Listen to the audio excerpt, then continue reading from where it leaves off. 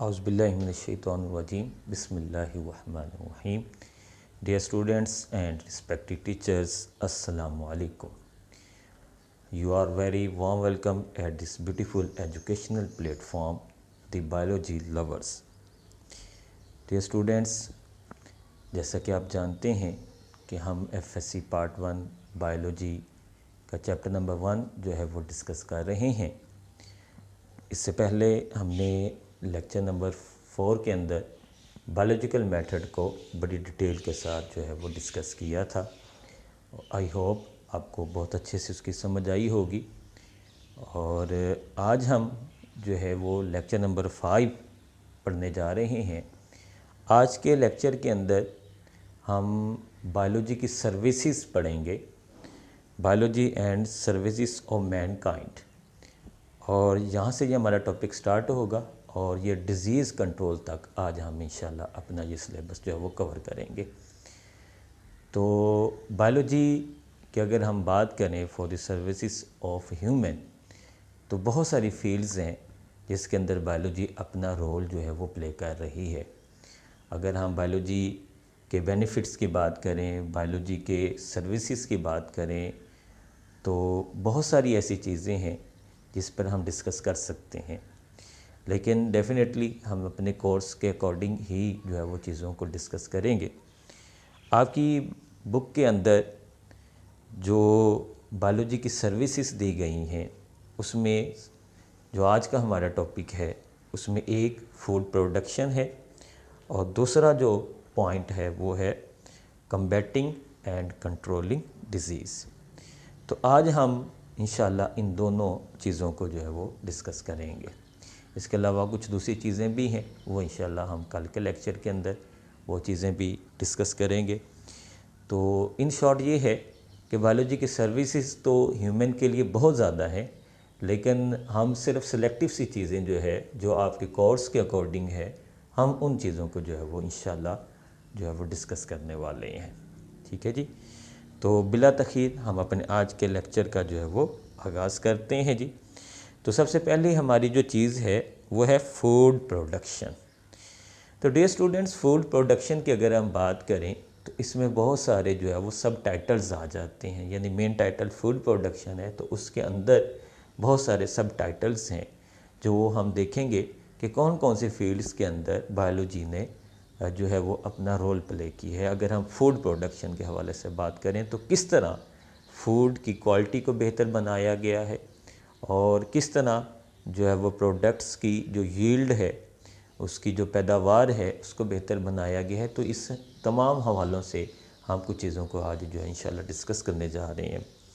सबसे पहली जो चीज़ है वह इम्प्रूवमेंट इन फूड प्रोडक्शन। ठीक है कि ये जो हमारी फूड प्रोडक्शन है उसको काफ़ी हद तक बायोलॉजी ने इम्प्रूव कर दी है। देखिए डियर स्टूडेंट्स, इस बात को आप जानते हैं कि आज के दौर का एक बहुत बड़ा मसला जो है वो ओवर पॉपुलेशन है।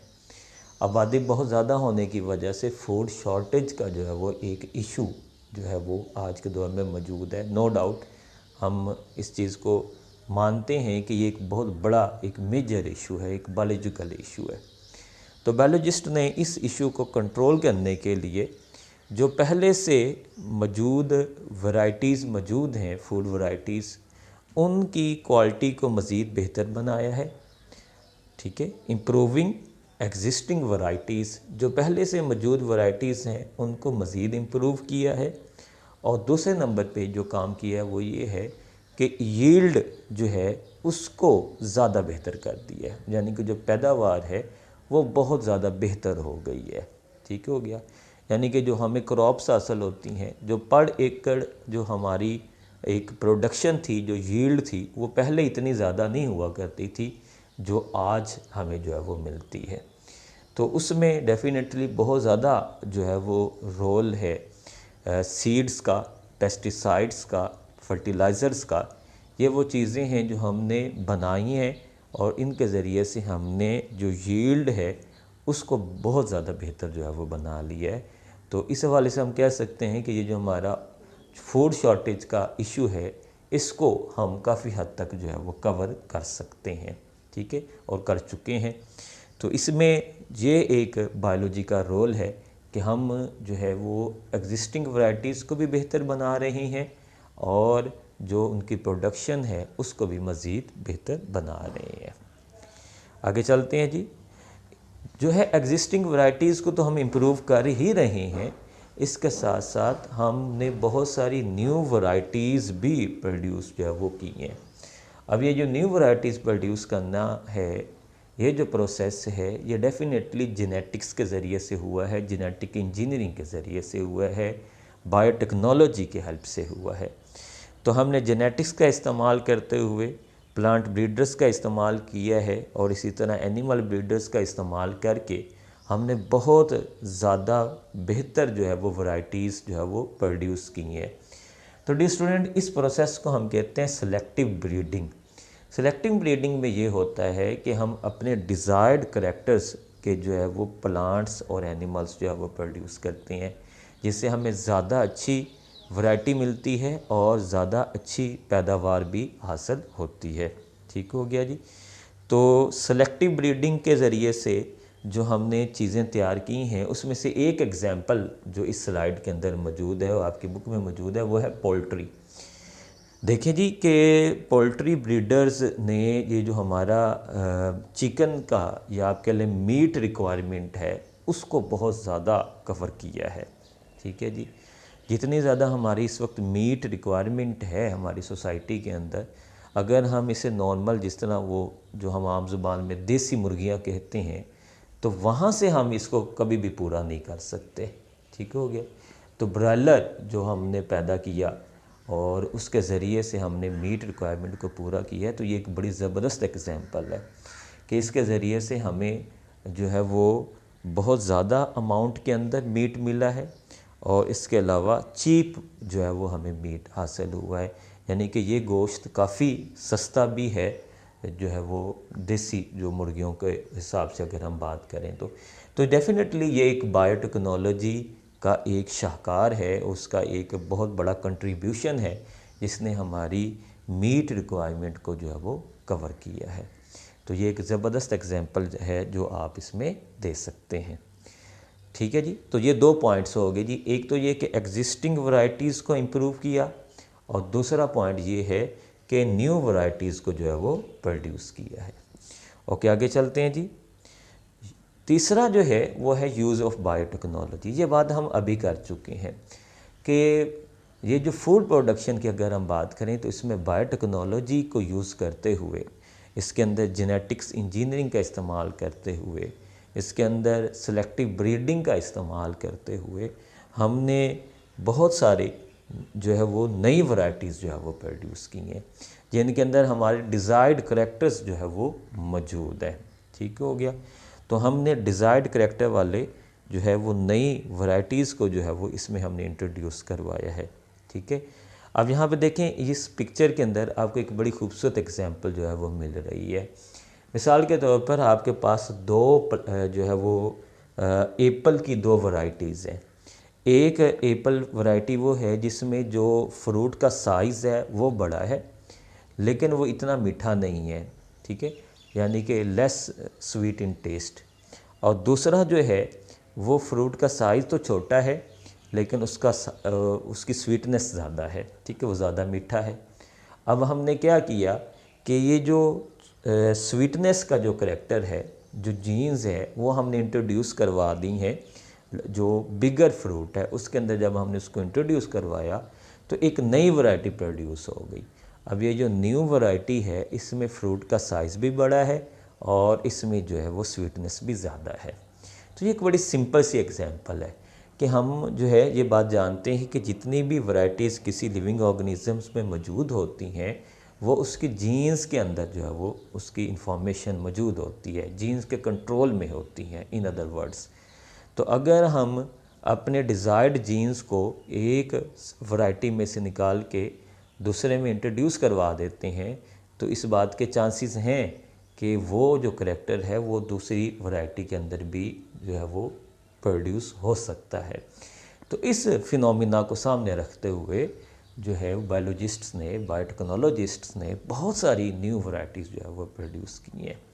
तो डियर स्टूडेंट्स, अगर हम जेनेटिक्स की बात करते हैं, बायोटेक्नोलॉजी की बात करते हैं, तो बहुत सारी टेक्निक्स इसमें इस्तेमाल होती हैं।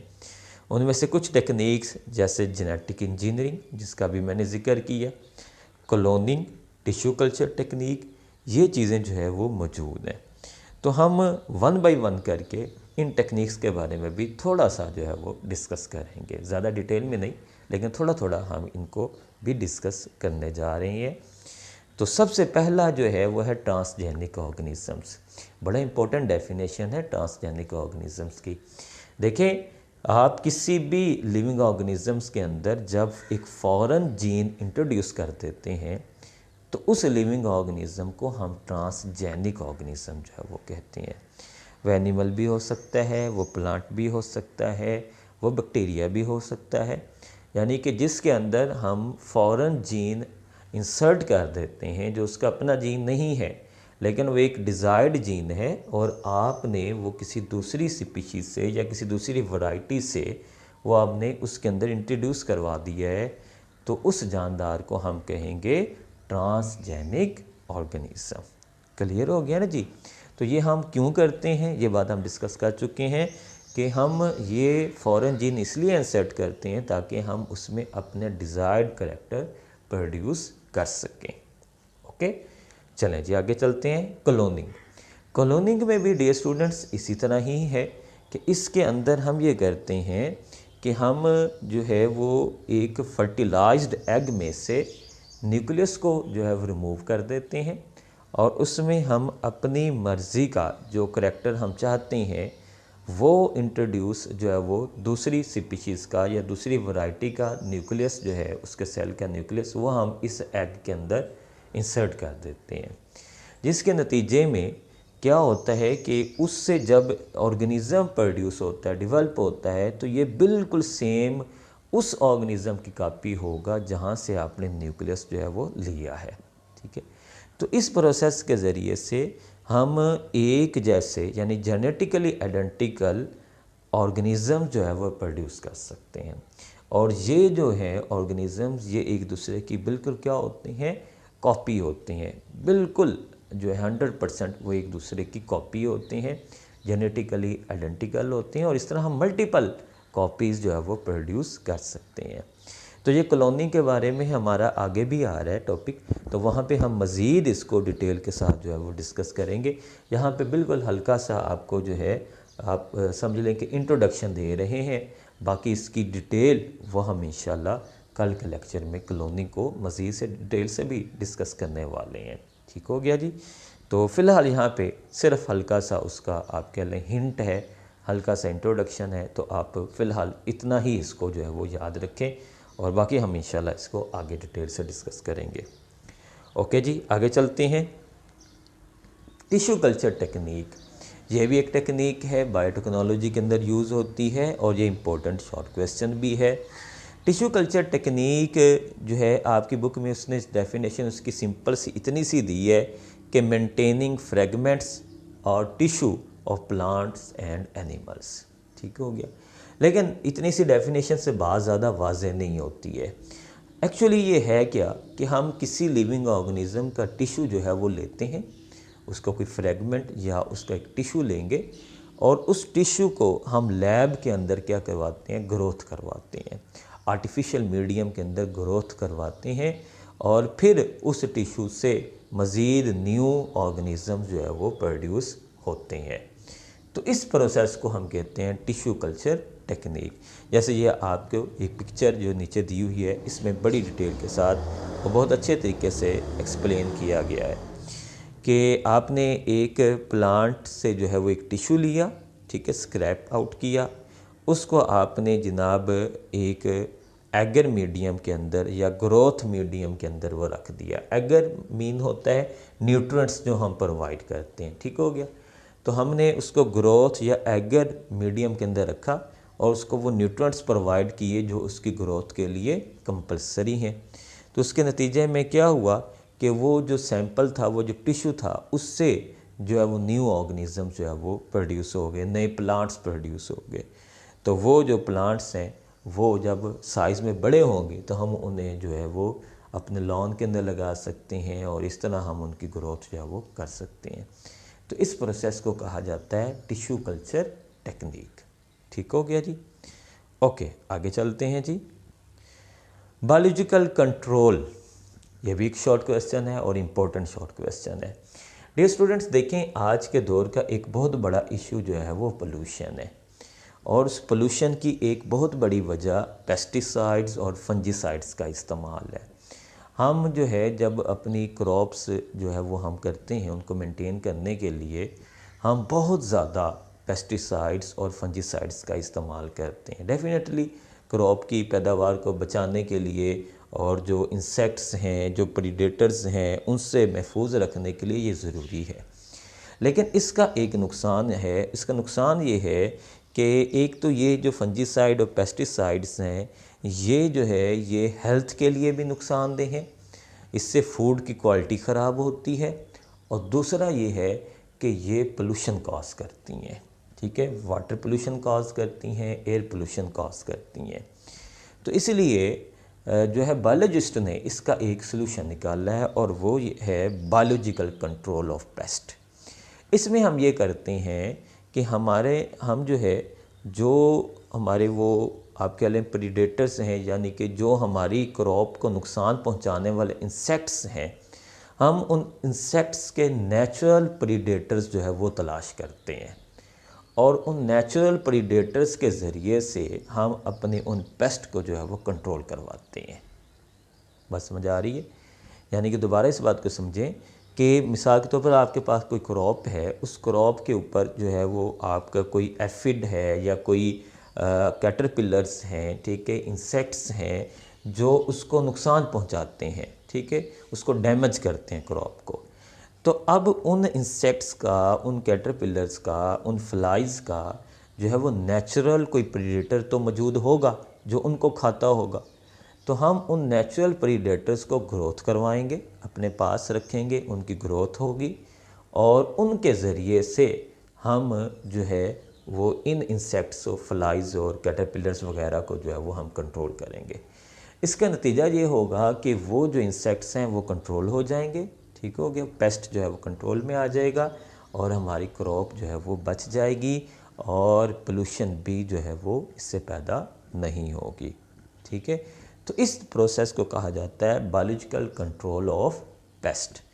अब इसके एग्जांपल देखें, उसने दी है, वो कहता है जी कि ये जो वॉलनट ट्री है ना, इसके ऊपर एक एफिड अटैक करता है जो इसको नुकसान पहुंचाता है, काफ़ी डैमेज करता है। तो हमें मालूम है कि इस एफिड को जो है, इसका जो नेचुरल प्रीडेटर है वो एक वैस्प है। तो हम उस वैस्प को ग्रोथ करवाते हैं, और उसके ज़रिए से, उस वैस्प के ज़रिए से इस एफिड को क्या करते हैं, कंट्रोल करते हैं। तो इसको कहा जाता है बायोलॉजिकल कंट्रोल ऑफ पेस्ट। ठीक है, तो मेरा ख्याल है ये आपको काफ़ी हद तक क्लियर हो चुका होगा। तो इसको अच्छे से याद कर लें, ये बड़ा इम्पोर्टेंट जो है वो शॉर्ट क्वेश्चन है। ओके, आगे चलते हैं जी। IDM mean integrated disease management. देखें, किसी भी डिज़ीज़ को कंट्रोल करना है तो उसके डिफरेंट मेथड्स हो सकते हैं।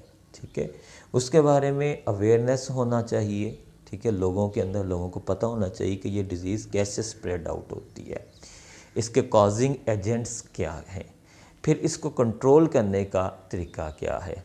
आप देखें कि इसमें काफ़ी सारी चीज़ें जो है वो आ गई हैं कि लोगों को अवेयरनेस भी देनी है, आपने कॉजिंग एजेंट्स का भी आपको मालूम होना चाहिए। ठीक है, उसको कंट्रोल कैसे किया जाएगा वो भी मालूम हो, प्रिवेंटिव मेजर्स क्या हो सकते हैं, यानी एहतियाती तदबीरें क्या क्या हो सकती हैं वो मालूम होना चाहिए, और इसी तरह वैक्सीनेशन है, या आप कौन सी मेडिसिन्स, कौन से केमिकल्स का इस्तेमाल करेंगे।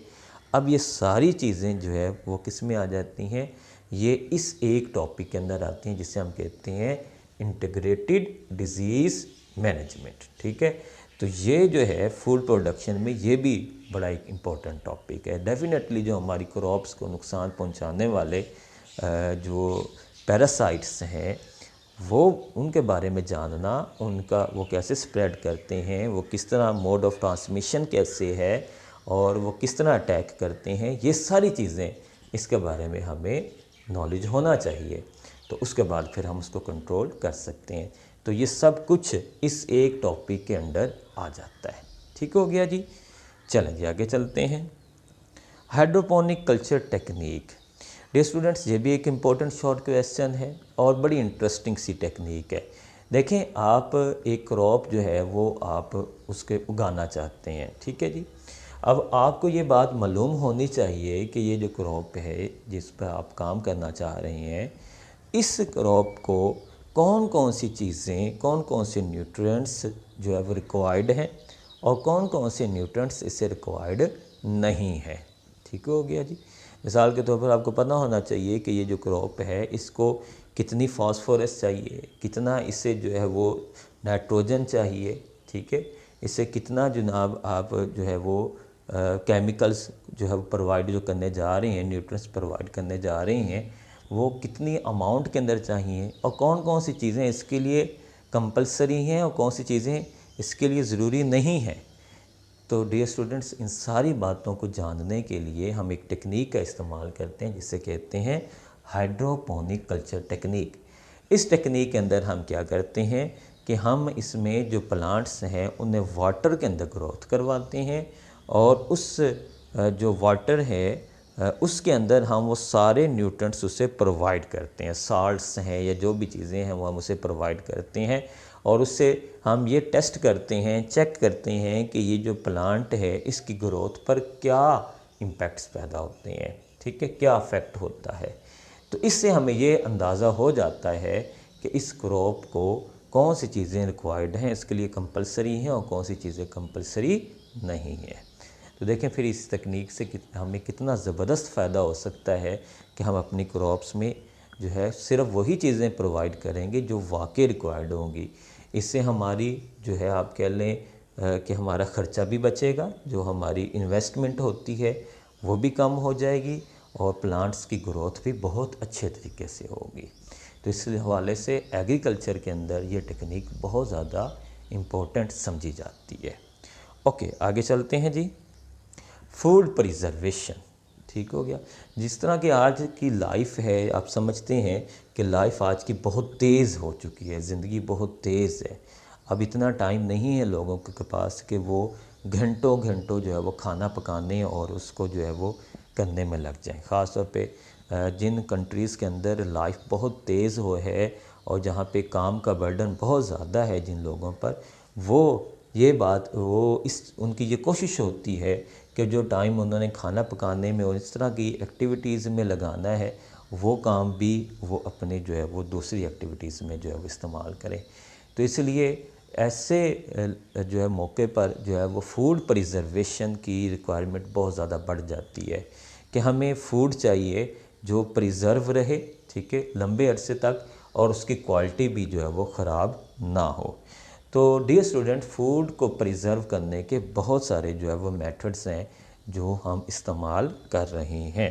ये आपको इस पिक्चर के अंदर जो है राइट साइड पे बहुत सारे जो है वो मेथड्स नज़र आ रहे हैं, ठीक है जी। एडिंग साल्ट या sugar, dehydration, vacuum packing, canning, refrigeration, pasteurisation, adding acetic acid, bottling, ये सारे वो मेथड्स हैं जो हम अपनी नॉर्मल लाइफ में देखते हैं कि इन तरीक़ों के ज़रिए से फ़ूड को प्रिज़र्व जो है वो किया जाता है, ठीक है जी। तो टाइम शॉर्ट है कि हम इन एक एक चीज़ पर अगर हम डिस्कस करने लग जाएंगे तो काफ़ी टाइम लग जाएगा, लेकिन आई होप सो कि आपको समझ आ चुकी होगी और आप एग्जांपल्स के साथ बता भी सकते हैं कि ये जो मेथड्स हैं वो कहाँ कहाँ इस्तेमाल होते हैं और इनकी कौन कौन सी एग्जांपल्स हैं। तो हम उसमें नहीं जाते हैं, सिंपल फ़िलहाल आपके लिए मतलब ये आप इसको याद कर सकते हैं कि ये वो तमाम मेथड्स हैं जो फूड प्रिजर्वेशन के अंदर जो है वो यूज़ होते हैं। ठीक हो गया जी। आपकी बुक के अंदर फूड प्रिजर्वेशन के हवाले से जो टेक्निक का जिक्र है वो है pasteurisation. Louis Pasteur, a great scientist, उन्होंने एक मेथड इंट्रोड्यूस करवाया मिल्क एंड मिल्क प्रोडक्ट्स को प्रिजर्व करने का। ठीक हो गया, या आप in simple words dairy products कह सकते हैं।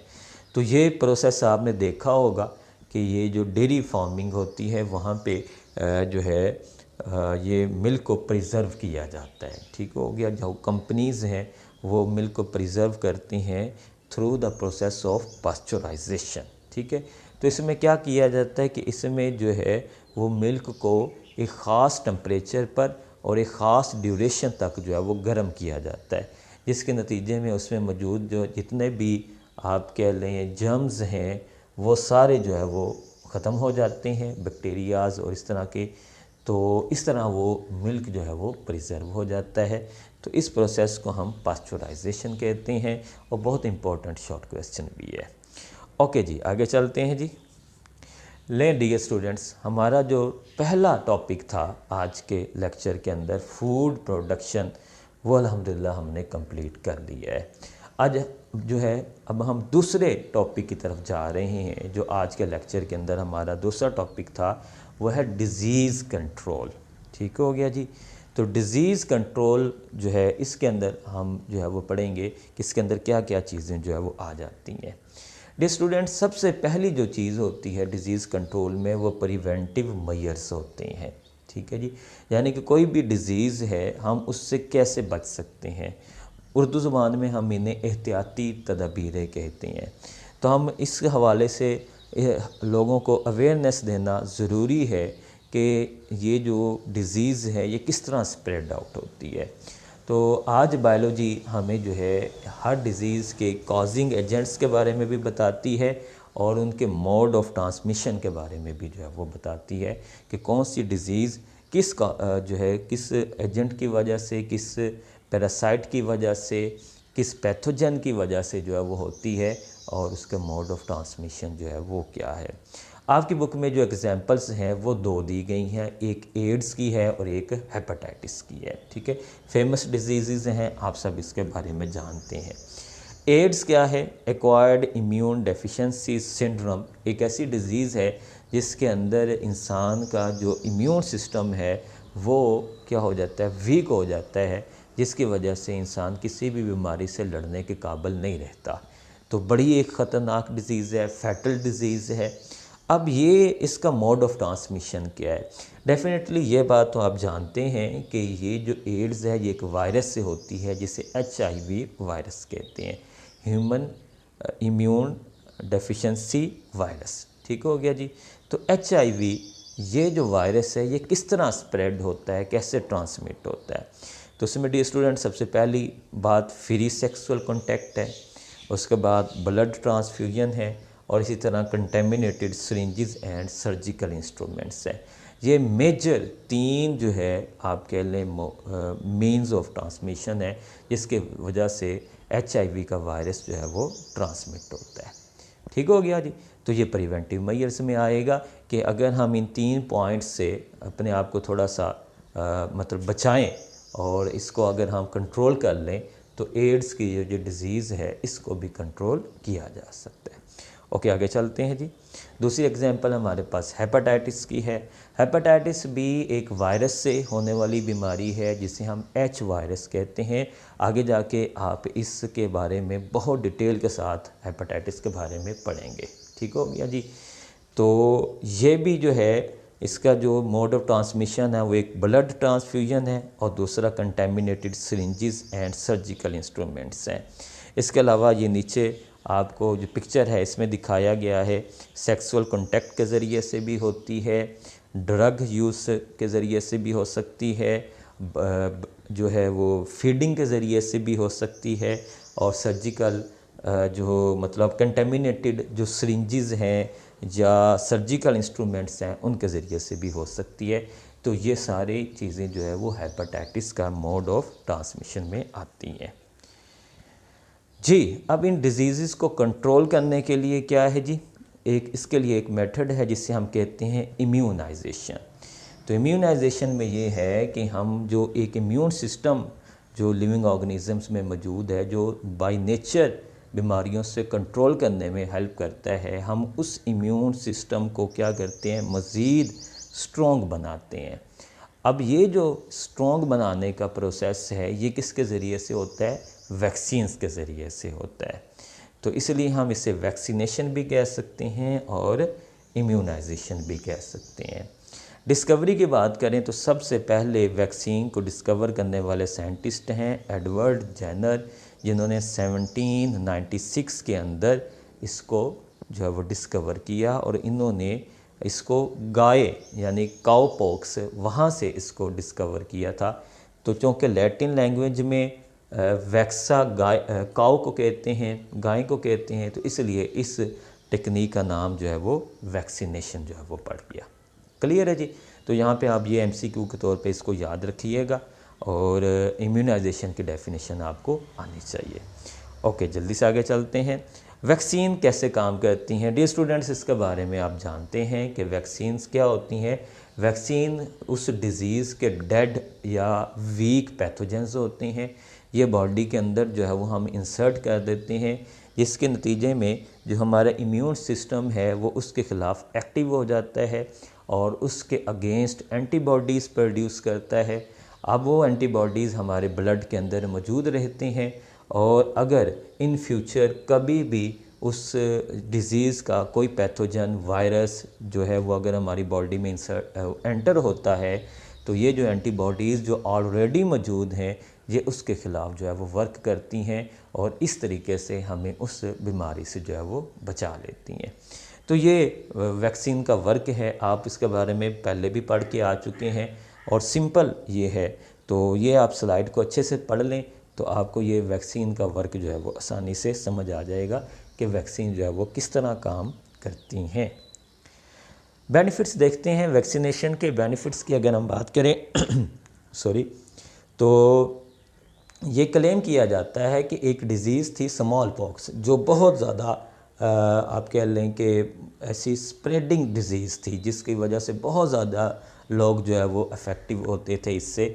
तो वो डिज़ीज़ जो है वो पूरी दुनिया से ये क्लेम किया जाता है कि वो वैक्सीनेशन की वजह से वो पूरी दुनिया से उसे ख़त्म किया जा चुका है। इसी तरह आज के दौर में पोलियो, वुपिंग कफ, मम्प्स और ये ऐसी बीमारियां हैं जिन्हें वैक्सीनेशन के ज़रिए से कंट्रोल किया जा रहा है, और काफ़ी हद तक कंट्रोल हो चुका है। पोलियो की अगर हम एग्जांपल ले लें तो सिवाय चंद कंट्रीज़ हैं जिसमें अनफॉर्चुनेटली हमारा मुल्क पाकिस्तान भी आता है, इसके अलावा तकरीबन पूरी दुनिया के अंदर पोलियो जो है वो ख़त्म हो चुका है। तो ये भी वैक्सीनेशन की वजह से जो है वो पॉसिबल हुआ है। और इसी तरह एड्स के ख़िलाफ़ भी जो है वो वैक्सीन बनाने की कोशिश की जा रही है। अभी रिसेंटली कोरोना का एक बहुत बड़ा मसला रहा हम पूरी दुनिया के अंदर, तो आपने देखा कि उसके ख़िलाफ़ भी वैक्सीन बनाई गई। तो ये एक मतलब वैक्सीनेशन का जो प्रोसेस है ये बड़ा एक बेनिफिशियल और बड़ा एक ज़बरदस्त टेक्निक है, जो बायोलॉजी के ज़रिए से जो है वो हमने इसको इंट्रोड्यूस करवाया है, और इसके बहुत ज़्यादा बेनिफिट्स जो हैं वो आप कह सकते हैं कि पूरी इंसानियत को हासिल हुए हैं। तो डियर स्टूडेंट्स, हमारा ये लेक्चर यहीं पे कंप्लीट होता है जी। आज के इस लेक्चर से रिलेटेड कुछ एमसीक्यूज़ हैं। ये 2 एमसीक्यू हैं जो बहुत इम्पोर्टेंट हैं, बार बार पेपर्स में आए हैं। इसमें पहला है जी पास्चुराइजेशन के बारे में, और दूसरा है जी कि जो है क्लोनिंग सबसे पहले जो की गई थी तो वो कौन सा एनिमल था, तो वो आप जानते हैं कि वो शीप था, उसे उन्होंने नाम डॉली का नाम दिया था। तो ये इनके सिंपल से एमसीक्यू हैं, कोई मुश्किल चीज़ नहीं है। उसके बाद नेक्स्ट जो है वो शॉर्ट क्वेश्चंस हैं। मैंने आपको पूरे लेक्चर के दौरान बताता रहा हूँ कि कौन कौन सी चीज़ें जो है वो शॉर्ट क्वेश्चन के तौर पर आती हैं, तो आप उसको शॉर्ट के तौर पर करेंगे तैयार। और ये जो हमने आज पूरा टॉपिक पढ़ा है डियर स्टूडेंट, ये टॉपिक जो है ये लॉन्ग क्वेश्चन में भी आ चुका है।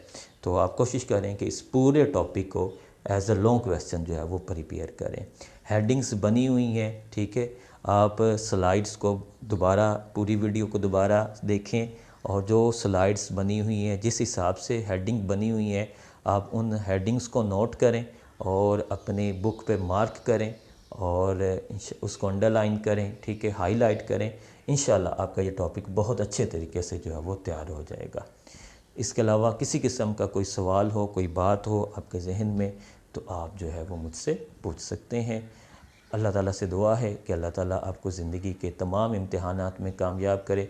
मुझे भी अपनी दुआओं में याद रखा करें। इंशाल्लाह कल जो है वो हम मिलते हैं अगले लेक्चर के साथ। तो तब तक के लिए अल्लाह हाफिज़।